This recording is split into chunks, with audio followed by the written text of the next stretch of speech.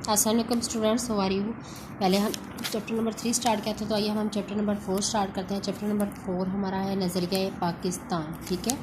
और इसके मुसन्निफ़ हैं डॉक्टर ग़ुलाम मुस्तफ़ा ख़ान। तो पेज नंबर 21 पे आप आज की डेट और डे मेंशन करें, ठीक है। डॉक्टर ग़ुलाम मुस्तफ़ा ख़ान 1912 से सन 2005 तक इनकी ज़िंदगी का दौरानिया है।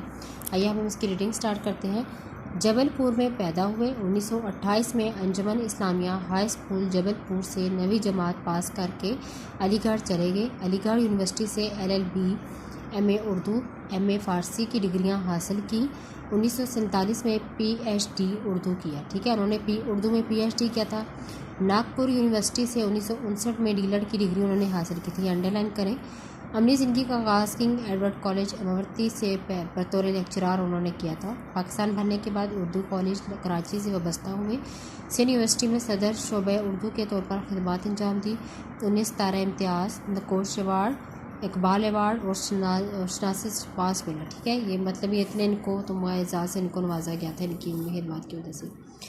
उनकी मज़हब पाकिस्तानियात, अदब, तसव्वुफ़ और अखलाक जैसे मौज़ूआत पर लिखा। अब इनके मौज़ूआत उन्होंने किन मौज़ूआत पर लिखा था, तो ये इनके मौज़ूआत अंडरलाइन करें। इनकी तहरीरों ज़्यादातर मोरब व मुफरस होती हैं। आम क़ारीन के लिए लिखी गई मज़ामीन कुतुब की ज़बान सादा और सलीस और आम फहम होती है, ठीक है। उन्होंने उर्दू, फ़ारसी, अरबी और अंग्रेज़ी ज़बानों में से 100 से ज़्यादा कुतुब तसनीफ़ की। इन कुतुब में सैयद हसन गज़नवी, हयात और कारनामे, सिराजुल बयान, इकबाल और कुरान और तनकीद और तहकीक अहम है, ठीक है। अब इसमें आपने इस पूरे हालात ज़िंदगी को आपने याद करना है। इनके मुसन्निफ़ीन कौन से हैं, और सॉरी कहाँ इनके हालात ज़िंदगी के बारे में क्या लिखना है, फिर इनके उसलूबी बयान के बारे में आपने याद करें, उनकी अहम तसनीफ़ क्या है, ठीक है। और उन्होंने कितनी क्वेश्चन खुद बनाए और इसको खुद याद करें। अब नेक्स्ट चैप्टर हम स्टार्ट करते हैं, नज़रिया पाकिस्तान। नज़रिया पाकिस्तान ये आप इसकी चैप्टर की खुद रीडिंग करें तफसील से, ठीक है। और इसके मुश्किल अल्फाज की मीनिंग आप लिखें। इस चैप्टर के बुक्स के एंड में भी दिए गए हैं पैरस में, और आप डिक्शनरी से भी आप लिख सकते हैं। तो आइए मैं बताती हूँ कि इस चैप्टर में क्या बताया गया है कि नज़रिया पाकिस्तान, कि हमारा पाकिस्तान जो था वो भी एक नज़रिया पाकिस्तान की बुनियाद पर हमारा पाकिस्तान बना था, ठीक है। कि दो नज़रिया पाकिस्तान क्या है, कि नज़रिया पाकिस्तान का मकसद था कि इस्लामी सलूक की तरवीज और इशाअत और अहले आलम के लिए मिसाली जो ममलिकत का नमूना फराहम करता है। नज़रिया पाकिस्तान का मकसद पाकिस्तान को एक इस्लामी और फलाही ममलिकत बनाना था, और ऐसे कोई कदम नहीं उठाना चाहिए जिसकी वजह से खुदा और उसके रसूल के सामने शर्मिंदा होना पड़े, ठीक है। तो हमारा जीना और मरना पाकिस्तान के लिए होना चाहिए। कौमी मफाद के साथ ज़ाती मफाद को दिल से निकाल देना चाहिए। तो इस तमाम पाकिस्तानियों की फलाह बहबूद की कोशिश करने का नाम जो है वो नज़रिया पाकिस्तान था, ठीक है। तो आइए अब हम इस चैप्टर की रीडिंग स्टार्ट करते हैं। मैं बताती हूँ कि इस चैप्टर में क्या बताया गया है। मुसलमानों ने हमेशा रवादारी और अपना शेवा बनाया, ठीक है। तो हमुल मिजाजी को उन्होंने अपना फ़िक्र बनाया था, लेकिन जब कुफ्रुल हाथ गुलबा हासिल करना चाहता है कि दीन से फिरना, हमेशा मुसलमान जो थे वो कुफ्रुल हाथ के सामने डटे रहे। अकबर बादशाह की बेजा रवादारी ने हिंदुओं को मुल्क में काफराना तरीके राइज करने का मौका फराहम किया और मुसलमानों की दीनी आज़ादी ख़त्म हो गई। ऐसे में दीन को बचाने के लिए हज़रत मुजद्दिद अलिफ सानी उठ खड़े हुए। मुगलिया सल्तनत के ज़वाल के बाद अंग्रेज़ों ने अपने कदम जमाए थे, ठीक है, और मुल्क में इंतशार फैल गया। इस्लाम की सरबलंदी के लिए सुल्तान हैदर अली उनके बेटे टीपू सुल्तान ने अंग्रेज़ों का मुकाबला किया, लेकिन उन्हें कामयाबी ना मिल सकी, ठीक है। इस ज़माने में शाह वलीउल्लाह देहलवी और उनके बेटे ने मुसलमानों की माशरती बुराइयों से दूर करने की तहरीक शुरू की थी। इनके पोते शाह इस्माइल ने 1831 में इसी कोशिश में शहादत उन्होंने पाई थी। मुसलमानों ने 1857 में अपने कदम जमाने की कोशिश की, ठीक है, लेकिन अंग्रेज़ों के सामने उनका बस ना चला। ऐसे में सर सैयद वहाँ ने अंग्रेज़ से मुफाहमत को गनीमत जाना, ठीक है। अब वो मजबूर हो गए थे, उन्होंने फिर अंग्रेज़ों से मुफाहमत को उन्होंने गनीमत जाना। इसके बाद फिर हिंदुओं ने 1885 में कांग्रेस की बुनियाद डाली, जो हकीकतन सिर्फ़ और सिर्फ हिंदुओं की नुमाइंदा जमात थी।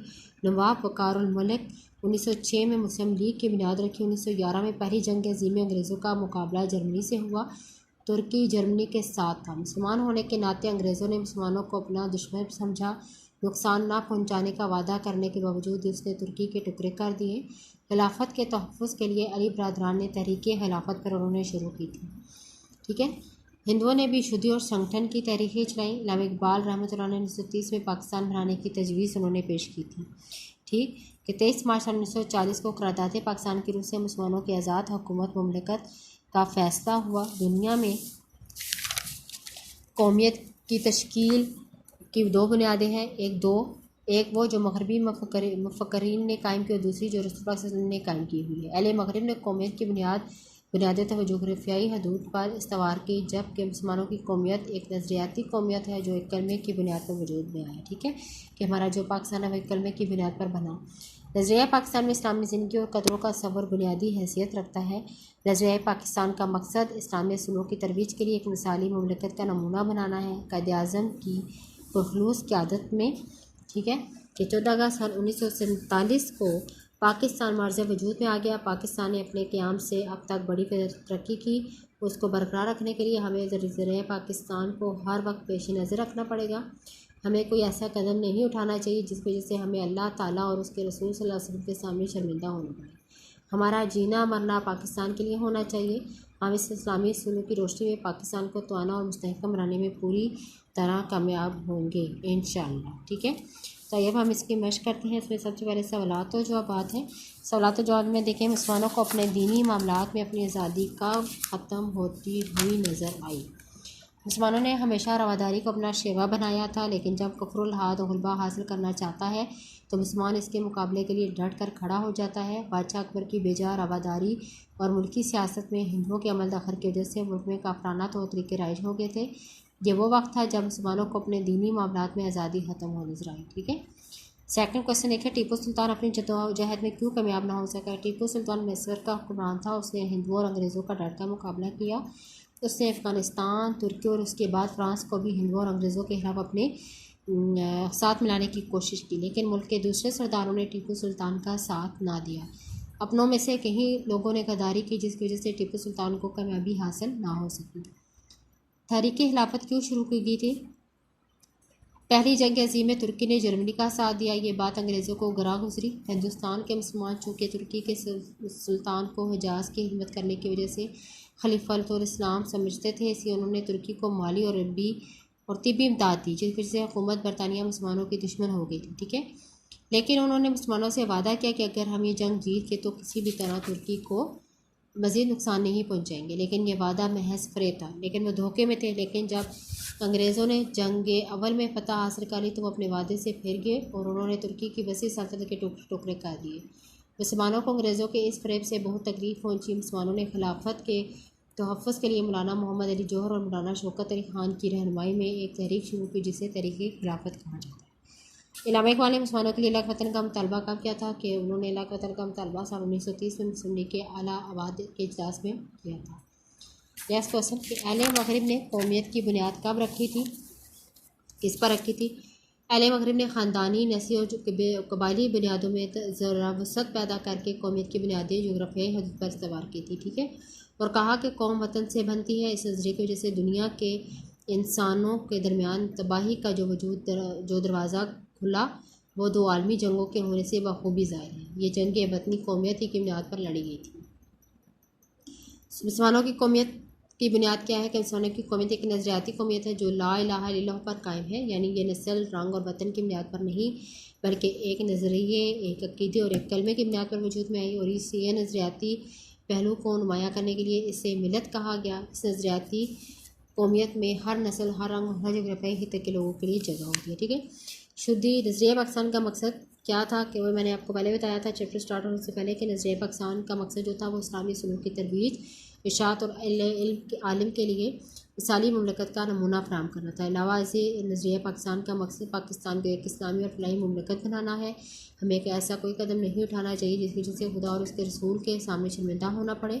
हमारा जीना और मरना पाकिस्तान के लिए होना चाहिए। कौमी मफाद के सामने ज़ाती मफाद को दिल से निकाल देना चाहिए।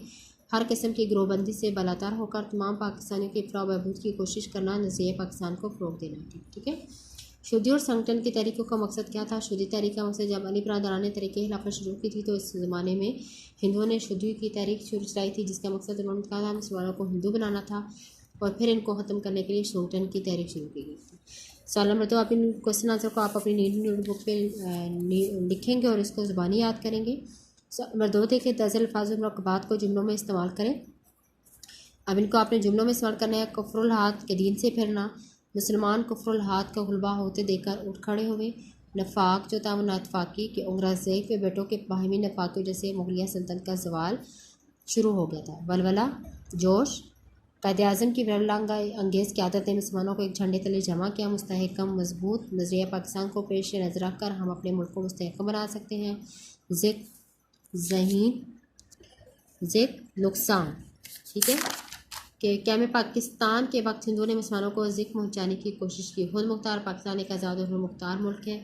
जमीयत इकट्ठ होना, मुसलमानों ने कायद आज़म की जमीयत में आज़ादी के हसूल के लिए भरपूर जदोजहद की थी, ठीक है। अखवत के बगैर नज़रिया पाकिस्तान को फ़रोग़ नहीं दिया जा सकता। अमले पहम के मुसलसल अमल, मुसलमानों के अमले पहम की वजह से 14 अगस्त 1947 को पाकिस्तान मार्ज़ वजूद में आया। फलाह बहबूद तरक्की, हमें पाकिस्तान की फलाह बहबूद के लिए कोशिश करनी चाहिए, ठीक है। सवाल नंबर 3 देखें, सबक का खुलासा अपने अल्फाज में आपने इनको तहरीर करना है। सवाल नंबर 4 देखें कि दरअसल में से आपने दुरुस्त जवाब का इंतखाब करना है। सबक के मुसन्निफ़ का नाम डॉक्टर ग़ुलाम मुस्तफ़ा ख़ान। बे है, अकबर के दौर में दीन की सरबुलंदी के लिए किसने सख्तियाँ झेली थी? हज़रत मुजद्दिद अली फ़ानी ने। जिम है, सैयद अहमद बरेलवी और शाह इस्माइल कब शहीद हुए? 1831। कांग्रेस कब कायम हुई? 1885। मुस्लिम लीग किसने कायम की थी? नवाब मोहसिनुल मुल्क। मुसन्निफ़ ने दुनिया में कौमियत की तश्कील की बुनियाद कितनी रखी थी? 2, ठीक है।